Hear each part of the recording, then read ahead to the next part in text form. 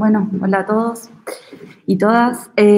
Como les avanzó la profesora, junto con mi compañera vamos a hablar de Sylvia Beach, que fue una literata estadounidense emigrada a París, conocida por ser la fundadora de la célebre librería Shakespeare & Company. En principio vamos a tratar de ser lo más escuetos posibles, entendiendo las limitaciones del tiempo. Yo voy a avanzar sobre el contexto histórico-geográfico y un poco sobre el recorrido biográfico también de ella.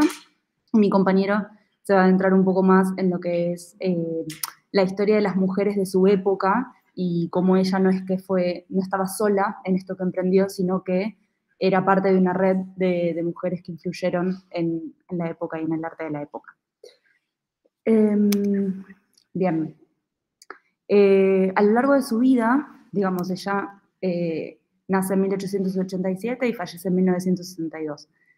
Digo, estas fechas ya nos hablan de que a lo largo de su vida ha vivido, digamos, diferentes hitos históricos. La Primera Guerra Mundial, el periodo entre guerras, la crisis de los años 30, la Segunda Guerra Mundial y la Guerra Fría, que por supuesto influyeron en su devenir biográfico.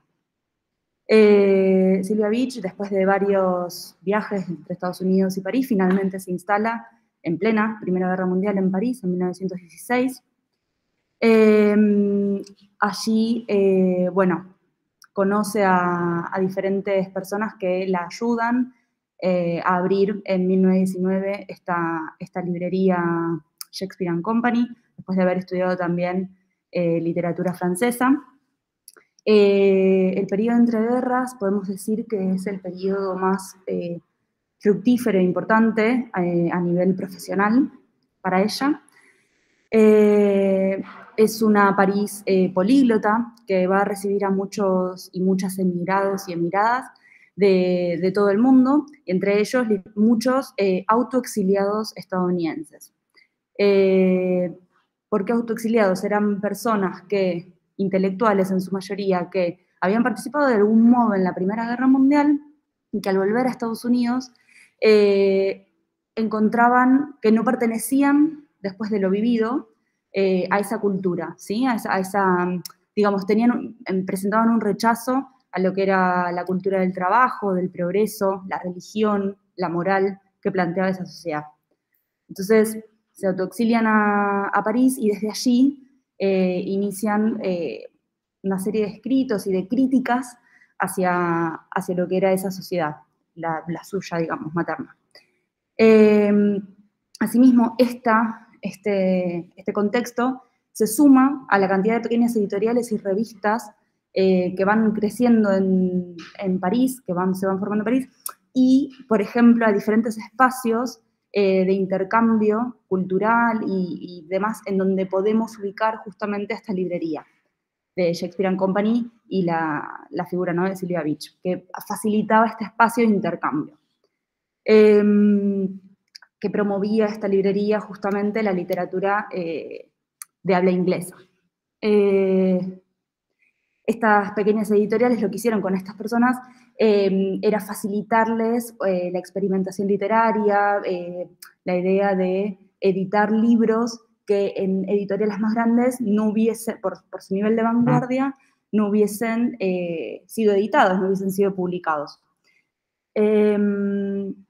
Esta situación es lo que da vida, ¿no?, permite el surgimiento del modernismo estadounidense en París, una corriente artística que tiene la intención de crear un arte nuevo, moderno, joven, libre, ¿no?, y marcando una fuerte ruptura con los estilos dominantes de la época y priorizando o reforzando la idea de lo ridículo de la Primera Guerra Mundial, queriéndose separar de eso e intentando comprender, ¿no?, el contexto en el que vivían posguerra y reforzando esta idea de que el futuro ya había comenzado.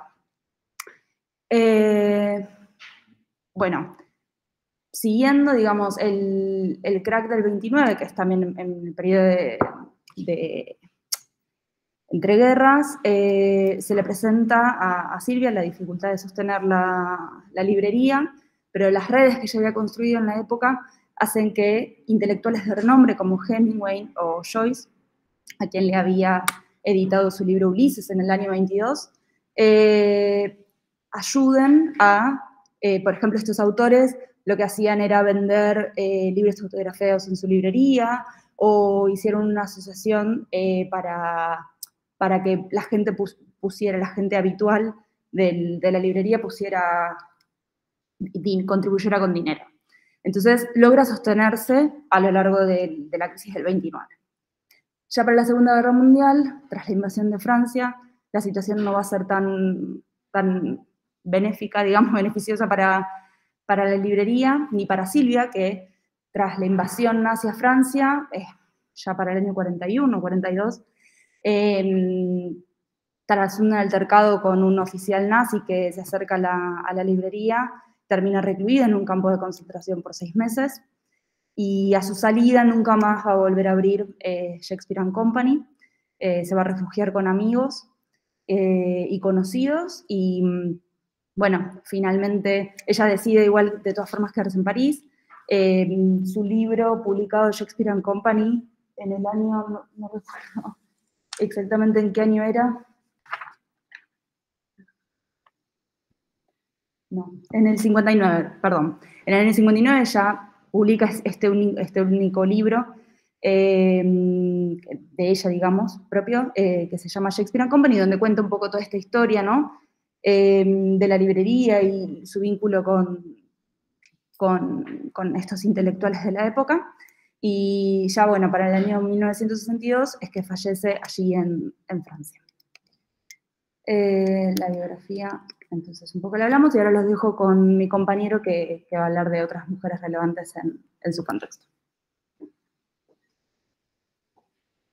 Bueno, hola chicos y chicas. Bueno, como ya ha dicho mi compañera, que me voy a encargar de presentar otras mujeres que se pueden considerar relevantes del mismo contexto de Silvia Beach. Bueno, como ya comentó ella, el París de entre guerras fue su hogar, una ciudad ya consagrada como capital cultural de mayor relevancia en Europa. Se convirtió en un crisol de procedencias, de culturas y de experiencias y desarrollos que incluyeron una influyente actividad de cierta comunidad de expatriados americanos, que es en la que ella se incluye. De esta mezcla explosiva y del ambiente cultural de la Europa de entreguerras, de las décadas de 1920 y 1930, surgiría una serie de movimientos artísticos, culturales y literarios con el modernismo como más brillante expresión. Silvia no fue ni mucho menos la única mujer que desembarcó y que medró en este entorno. Es amplia y conocida la lista de intelectuales y artistas que contribuyeron, en muchos casos capitalmente, a esta pequeña edad dorada de las artes y las letras en el París posterior a la Primera Guerra Mundial. Quizá la más relevante de ellas sea Gertrude Stein, de origen americano también, por cierto, que tras asentarse en París junto a su hermano, por las mismas fechas en las que Silvia lo hizo en 1906, se vinculó a la vanguardia artística de las más variadas maneras. Fue una persona con un fuerte compromiso con la cultura y en la búsqueda de nuevos horizontes literarios a través de la experimentación, y marcó con sus obras y con su reputada opinión el desarrollo de la literatura occidental en el siglo XX. Además, se convirtió en mecenas, contribuyendo con medios económicos, materiales e intelectuales al desarrollo de los que a la postre serían muchísimos de los pioneros de corrientes artísticas como el cubismo o el fauvismo.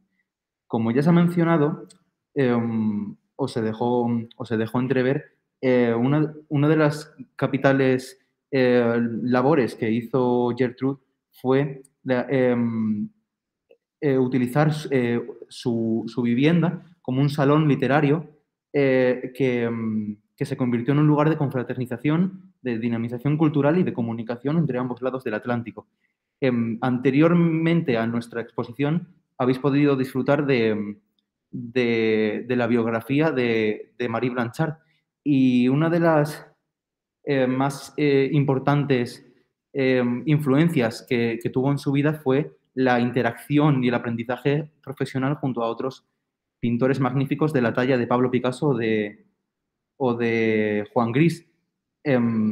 Sabemos que ambos dos pintores frecuentaban el salón literario que Gertrude tenía en París. Y asimismo lo hacía Silvia, es decir, debemos de pensar que la élite cultural del París de entreguerras era un grupo muy reducido de personas y que para desarrollar, para intercambiar opiniones y para avanzar en esa construcción cultural debían de tener unos lugares de confraternización comunes y demás. Y este fue uno de los más importantes. La otra persona que os queríamos traer a colación en relación con Sylvia Beach es Adrienne Monner. Esta mujer, francesa en este caso, y parisina, fue poeta y ensayista y fue regenta de una biblioteca llamada Ami del Livre, que fue la primera librería de préstamo de Francia, es decir, una librería que te permitía llevarte libros sin coste alguno para que pudieras comprobar si te gustaban o no para devolverlos o en caso contrario pagar por ellos y ya tenerlos. Adrienne fue amiga de Silvia, prácticamente se conocieron cuando ella desembarcó en París y compartiendo su condición de libreras y de figuras intelectuales del París de la época, compartían unos locales, unos negocios que en realidad tenían una naturaleza propia y diferente de la industria literaria predominante, es decir, no eran espacios enfocados para ser económicamente rentables, sino espacios de conversación, de préstamo, de encuentro, donde el interés genuino por la cultura dejaba el plano económico, el plano monetario en un segundo lugar. Bueno, pues recapitulando, hemos podido comprobar cómo muchas mujeres en este contexto y en este periodo temporal concreto desarrollaron nuevas formas de literatura, fueron mecenas de la vanguardia artística, dueñas de librerías de referencia de la élite cultural que cambiaron la forma en la que los lectores se interrelacionaban con las obras y con la creación literaria. Crearon lugares de reunión de lo más adelantado de la élite cultural del hemisferio norte. Silvia, Adrienne o Gertrude son solo algunos ejemplos de los muchos que existen de mujeres que habitaron el París de esos años o que participaron de él puntualmente, como Dorothy Richardson, Eddie Wharton, Marianne Moore, May Sinclair, Amy Lowell, una larga lista que no, nos extenderíamos mucho en comentar entera. Todas ellas y sus contrapartes masculinos formaron una red de apoyo y de extensión del conocimiento sin la cual es imposible entender buena parte de la cultura occidental contemporánea. La labor de Silvia, y más en concreto, al ser la protagonista de nuestra exposición, no puede ser entendida con la profundidad que requiere la historiografía moderna sin enmarcarla en un contexto en el que las mujeres, a la vista está, fueron protagonistas de la vanguardia intelectual de la época. Y nada, hasta aquí la exposición.